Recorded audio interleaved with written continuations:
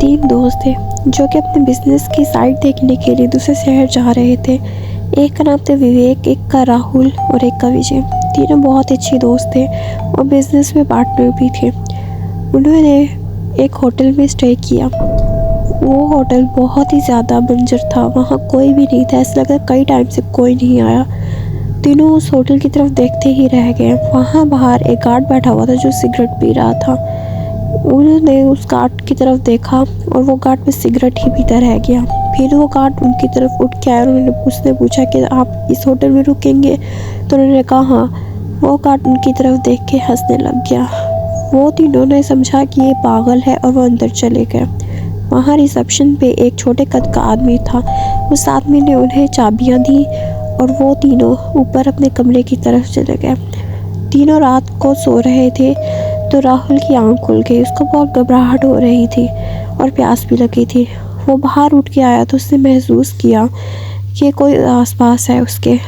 वो घबरा गया और उसको चीखों की आवाज़ आने लग गई। उसने इधर उधर देखा लेकिन वहाँ कोई भी नहीं था, बिल्कुल खाली जगह थी। वो बहुत घबराया हुआ था। तभी उसके कंधे पे किसी ने हाथ रखा। उसने घबराते हुए पीछे देखा तो ये वही छोड़ रिसेप्शन था। उसके हाथ में पानी था। उसने पानी उस रिसेप्शनिस्ट से लिया और वापस अपने कमरे में चला गया। सुबह विवेक अपनी गर्लफ्रेंड से बात कर रहा था और हाईवे वहाँ से साफ नज़र आता था। तब हाईवे पे एक्सीडेंट हो गया। विवेक ये देख के बहुत ज़्यादा हैरान हुआ।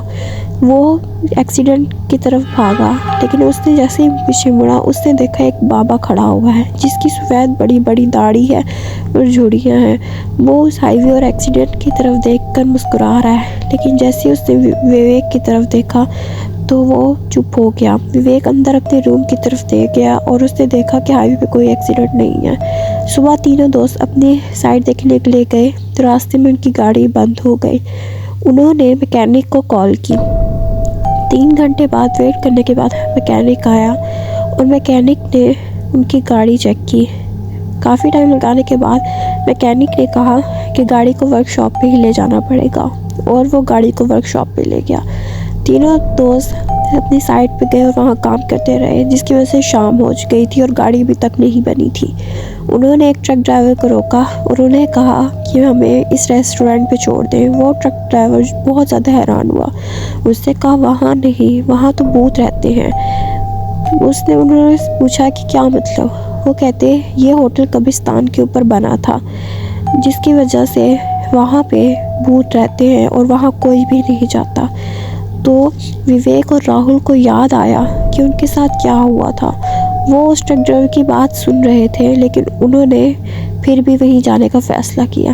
रात को विजय मोबाइल में कुछ देख रहा था लेकिन वो शॉक होकर उठ गया। उसने देखा कि उसके मोबाइल में बच्चे हैं जो कि इसी होटल में खड़े हुए हैं। वो बहुत हैरान हुआ कि यहाँ तो कोई बच्चे ही नहीं है, तो ये कहाँ से आ गए। उसने वो तीनों बातें अपने दोस्तों को बताई और वो लोग बाहर गए तो उन्होंने देखा रिसेप्शनिस्ट है ही नहीं और वो और ज़्यादा डर गए। और वो फिर ज़्यादा बाहर गए तो गार्ड खड़ा हुआ था।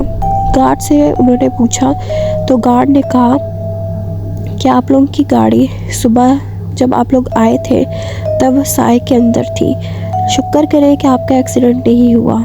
कहते यहाँ पे बहुत ज़्यादा भूत रहते हैं और वो भूत किसी को भी जाने नहीं देते।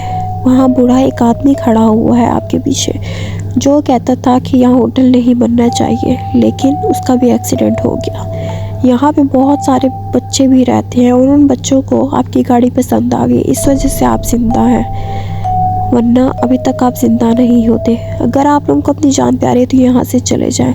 वो तीनों देश अपने सामान लेकर वहाँ से भागने लगते हैं। तब वो देखते हैं रिसेप्शनिस्ट आ जाता है जो उनको रोकता है, लेकिन वो धक्का देकर उनको बाहर चले जाते हैं। काफ़ी गाड़ी रोकते, कोई गाड़ी नहीं रुकती। वो रिसेप्शनिस्ट बाहर आता है और कहता है कि आप लोग अंदर चले, क्यों बाहर आ गए हैं? तभी बहुत ज़्यादा तेज़ हवा चल रही होती है और इस रिसेप्शनिस्ट का स्कार्फ उतर जाता है। वो देखते हैं कि उसके गले में फांसी के फंदे का निशान है। वो तीनों और बहुत ज़्यादा डर जाते हैं। वो कहते हैं कि ये कैसे मुमकिन हो सकता है और वो लोग वहाँ से भाग जाते हैं। जो वो पीछे देखते हैं तो वो गार्ड और रिसेप्शनिस्ट उनकी तरफ देख रहे होते हैं। वो बहुत डर जाते हैं लेकिन वो वहाँ से भाग जाते हैं।